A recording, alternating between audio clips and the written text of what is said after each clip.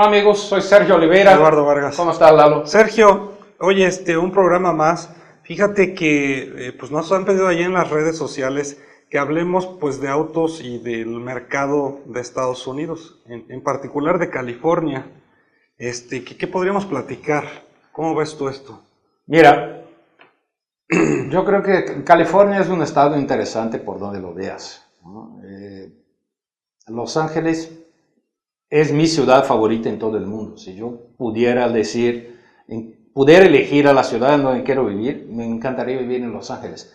Entiendo que hay mucha gente, he conocido a gente que nació en California, nació en Los Ángeles o en la gran Los Ángeles, en el área metropolitana, y se fue a vivir en otro lado, ¿no? Yo me acuerdo hace un par de años, yo estaba en Austin, en Texas, y platicaba con un muchacho que era de California, y le digo, oye, pero ¿por qué te saliste del paraíso? Es por el tráfico, ¿no? Sí, se hacen unos. Entiendo eso. Si tú tienes que trabajar, como ellos dicen, 9 to 5, es complicado. Las horas pico son complicadas. Y las horas pico en California son cada vez mayores. O sea, tú empiezas muy temprano en la mañana, eso 7 de la mañana, 6:30, 7 de la mañana, va hasta las 9:30 más o menos. Luego tienes un piquito de hora pico, si se va a la redundancia, cerca de la hora de la comida, y la hora de la comida en California es alrededor de las 12 del día, ¿no? Entre 12 y 1 más o menos. Y luego, a partir de las 3:30 hasta las 7:30 de la tarde es la mayor hora pico del mundo. O sea, quedarse atascado en el tráfico de la 405, sobre todo cuando estás cerca de un feriado como el Thanksgiving o Navidad o algo por el estilo, no es nada agradable, ¿no? Hay incluso una broma que dicen que se llama 405, porque cuando te meten en una botella de mentolí te tardas 4 or 5 hours to take off, ¿no? Pero vaya, a pesar de eso, es el estado, o sea, California en términos de autos es el estado de récord de ventas en todos los segmentos, todos, excepto pickups. Ahí Texas gana, ¿no? Ahí la victoria va para Dallas, Houston, San Antonio. Fuera de eso, es California que más compra cualquier otro tipo de coches. Si California fuera un estado aparte, fuera un país, mejor dicho, sería la séptima economía del mundo, ¿no? Y en términos de coches, como ha sido un estado que ha impulsado el tema ecológico desde hace más temprano, porque los problemas de contaminación que vive todavía Los Ángeles, ¿no? Empezaron a ser percibidos antes que cualquiera, ¿no? A finales de los años 70, California ya hablaba de contaminación y empezó a empujar leyes cada vez más estrictas de contaminación. Entonces, hay mucho eso, ¿no? Fue la ciudad que primero abrazó vehículos como el Toyota Prius, ¿no? Y ahí es donde más se vendían Prius. Insisto, ahí es donde más se vende cualquier tipo de coche menos pickups. Y entonces tú veías un Leonardo DiCaprio con un Prius porque la intención era, miren, yo apoyo el medio ambiente, soy ecológico. Yo soy ecológico, yo defiendo al planeta, etcétera, ¿no? Y como eso veías a muchas estrellas haciendo lo mismo, Cameron Díaz, etcétera, muchas estrellas haciendo lo mismo y andando en coches dichos ecológicos. Y por eso es natural que una marca como Tesla haya nacido en California, ¿no? Esté en Estados Unidos. Tú vas en Los Ángeles y te da la impresión que regalan los Tesla modelo S, ¿no? Y que son coches que el más barato empieza en $75,000, ¿no? Y va hasta $120,000, $130,000. Y hay muchos, ¿no? Obviamente es el estado más rico de Estados Unidos, ¿no? El nivel de ingresos es muy elevado. Hay de todo, obviamente, también hay gente que no tiene dinero para comprar esas cosas y termina comprándose un Versa. El Versa es el coche más barato a la venta en Estados Unidos. Y tienes Versa Sedán, que es el antiguo Tida Sedán, ¿no? Y el Versa, tienes Versa Hatchback, que es el antiguo Tida Hatchback en México. Y tienes el Versa Sedán, que es equivalente al nuestro, pero con más seguridad. Ya tienes 6 bolsas de aire y cosas por el estilo. Y es el coche más barato a la venta en Estados Unidos. Entonces, mucha gente prefiere comprar, en lugar de un Versa nuevo, un Fusion usado. y me parece mejor negocio, un coche mejor, más seguro, de mejor manejo, etc., ¿no? Y California y Estados Unidos es un mercado muy particular con relación a muchas cosas, ¿no? Estados Unidos en sí fue el mayor mercado del mundo hasta hace 4 o 5 años. Debe vender este año poco más de 17 millones de vehículos. Y fue rebasado por China en 2012, 2013, ¿no? Ahí China rebasó y los dejó lejos. Los dejó lejos, porque China vendió el año pasado 23.5 millones de vehículos. Este año se espera rebasar los 25 millones, se habla de más de 30 para 2020. 30 millones de vehículos. Sin embargo, Estados Unidos sigue siendo el mercado más rentable para las marcas, el mercado que les da mayor margen de utilidad. O sea, las marcas siguen invirtiendo mucho en Estados Unidos porque ahí ganan más dinero que en cualquier otro mercado, incluyendo China. Hay excepciones, por ejemplo, Audi gana más dinero en China que en cualquier lugar del mundo. Audi vende 400,000 coches en China por año, ¿no? Entonces, hay marcas que tienen eso, pero Estados Unidos sigue siendo un mercado de muchísima influencia sobre la industria automotriz en general. Es el mercado que ha marcado la tendencia en muchos lados. Antes de Estados Unidos no habían los cup holders, ¿no? Los portavasos, no existían, son una exigencia estadounidense. Y platicamos un poquito de ese inicio de los cup holders. ¿Tú sabes por qué surgieron? Vamos a platicar de eso después de un corte. Ok, muy bien. Chicos, ya volvemos.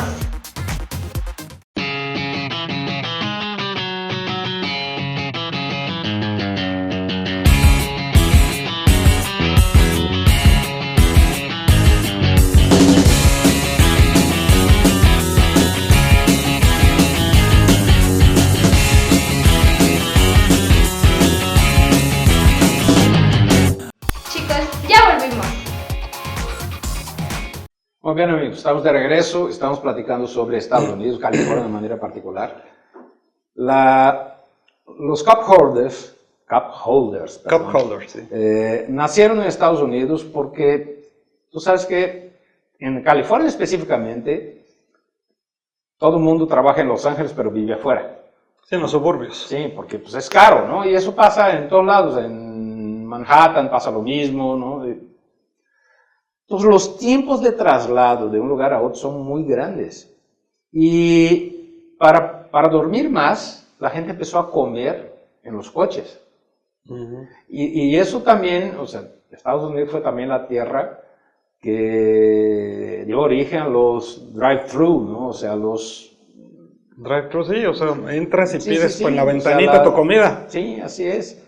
¿Cómo llamamos eso en México? Se me va. Drive-thru, bueno, el lugar donde vas a comprar la comida desde tu coche, pues. Y entonces,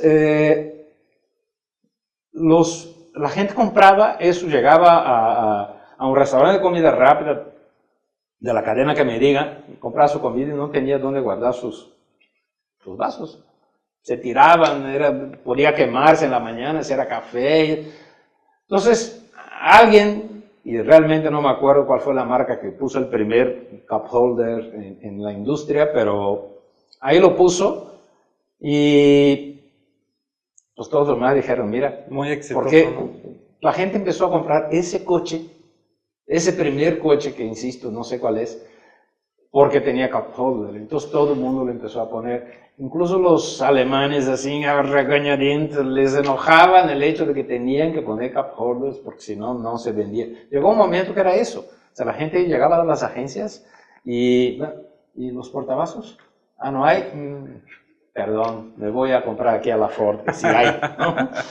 Entonces, muy enojados los alemanes, ingleses, los europeos en general, querían vender a Estados Unidos, lo tenían que hacer. Los japoneses lo entendieron más pronto, los coreanos igual, y ahí empezó. Otra contribución de Estados Unidos para los coches que ves todos que lo tienen hoy en día son los puertos USB.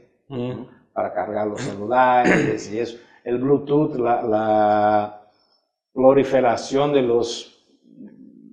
la comunicación inalámbrica entre el celular y el estéreo del auto es también una contribución de Estados Unidos, ¿no?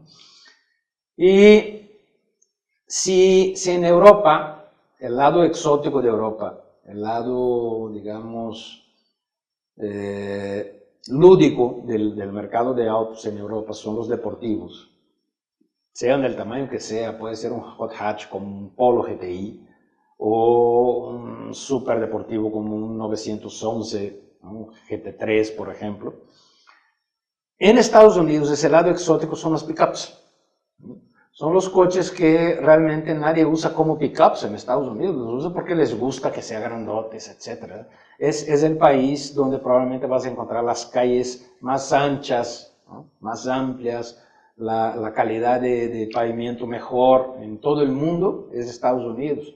Sí, entiendo que estados del norte, perdón, como Michigan, por ejemplo, es complicado que no tengan baches por la nieve, el clima, etc., ¿no? También esos estados impulsaron el 4x4, que no necesariamente se hacen SUVs, etc., ¿no? Y las SUVs son, obviamente, la más reciente contribución de Estados Unidos para el mercado global, ¿no? O sea, todo el mundo los quiere. ¿Por qué los quiere? Porque es una forma, o sea, empezó a ser la forma de estar atascado en la 405 de Los Ángeles, pero seguir viendo a los demás, seguir viendo por arriba de los demás coches. Entonces, esa posición de comando, como lo definen muy bien los estadounidenses, es agradable, ¿no? Tú te sientas arriba de los otros y tienes más visibilidad que los demás. Ahora ya no tanto, porque como hay muchas personas a la misma altura que tú, ya estabas alto, todavía más alto, pero ahí ya no vas a caber en la cochera, en los estacionamientos, etcétera, y por eso no se sigue subiendo, ¿no? Pero sigue viendo por arriba de los sedanes y coupés, hatchbacks, estando en un SUV, en un crossover, y eso es otra contribución de Estados Unidos para el mercado global. O sea, las vagonetas, Estados Unidos las ayudó a matar. ¿Cómo mató Estados Unidos a las vagonetas? Primero, lanzando las minivan. O sea, Chrysler lanzó las minivan en 1983, con la Dodge Caravan en 1984. A partir de ahí, todas las mujeres hicieron esa, ¿no? Pero luego también las etiquetaron de soccer moms. Y no, soccer mom no quiero ser. Las mujeres quieren ser todo menos catalogadas como mujeres, ¿no? Qué raro, ¿no? Sí, les gusta, sí, claro. Por eso nunca han funcionado un coche para mujer. Ya ha habido varios intentos. El Dodge La Femme, por ejemplo, fue uno. El más reciente fue un Honda Fit en Japón, que era el Fit, Honda Fit Pink, ¿no? Naturalmente pintado de rosa. Y tampoco funcionó. A las mujeres no les gusta, ellas quieren un coche masculino, ¿no? Se vea masculino. ¿Por qué? Para que no piense que es una mujer, una ama de casa, y eso. La imagen de una mujer ama de casa es lo último que quieren, a lo que quieren parecerse. Entonces, por eso cambiaron a las SUVs, porque las SUVs eran coches antes restringidos a los mercados rurales, ¿no? Pero la Explorer, en principios de los años 90, finales de los 80, principios de 90 más bien, fue la que trajo a la ciudad a las SUVs, las popularizó y fue la SUV más vendida de Estados Unidos durante mucho tiempo, ¿no? Y todo lo demás lo tuvieron que seguir. Hoy, si una marca quiere sobrevivir, tiene que hacer un SUV. La única que se resiste es Ferrari. Pero todo lo demás, Maserati ya tiene un SUV, Porsche ya tiene un SUV de hace muchos años, Rolls-Royce ya está haciendo su SUV. O sea, Bentley ya tiene su SUV, fea como pegar a Dios en Viernes Santo, fea como votar por Donald Trump, pero ahí está, ¿no? Y me siento muy bien hablando de eso en California. En California no votó por Donald Trump, gracias, ¿no? Y, en fin, hay muchas contribuciones de Estados Unidos al mercado de los autos, ¿no? Porque sigue siendo, a pesar de que no es el más grande ya en números, sigue siendo el mercado más rentable. Y un mercado de 17 millones de vehículos al año no es nada como para despreciarse. Oye, y de ellos también viene esto del velocímetro que no gustaba digital y lo querían de aguja, este tipo de cosas también. De hecho, ellos intentaron, ahí fue al revés, ellos intentaron imponer el digital. ¿Sí? Y si tú te acuerdas del LeBaron, sí, en México se llamó Phantom, que ¿no? hablaba. En Estados Unidos LeBaron, que tenía versión digital y hablaba, etcétera, pero no pegó, o sea, porque no son tan precisos como los digitales. Y ahí fue la presión europea que dijo no. O sea, y Europa impuso el tema de lo digital como de mal gusto, ¿no? Y... ¿Como naco? Sí. Pero está volviendo, ¿no? ¿Ves los Audis? ¿Lo digital está volviendo? No, yo lo he visto en varios carros, ¿no? Bueno, no tanto, en algunos. Pero no, se usa como complementario, pero no se usa, digamos, al 100%. Incluso cuando es digital pero imita el analógico. O sea, ya no es el numerito diciendo que vas a 60 millas por hora, Claro, sino claro. una aguja que dice que vas a 60 millas por hora, ¿no? A pesar de que todo sea digital, ¿no? El Digital Cockpit de Audi es eso, ¿no? Es una agujita ahí, o un mapa, etcétera, ¿no? Otra moda de Estados Unidos que nunca pegó en ningún otro lado, es considerado de mal gusto en casi cualquier mercado afuera de Estados Unidos, son los rines cromados, ¿no? O el exceso de cromo en general, ¿no? Entonces, no todo Estados Unidos logra imponer al mundo, pero muchos sí. Bueno, Sergio, pues muchas gracias. Nos Gracias, vemos. amigos, nos vemos Hasta en el que luego. sigue. Si te gustó el video, dale click aquí. Si quieres ver más videos, dale click aquí.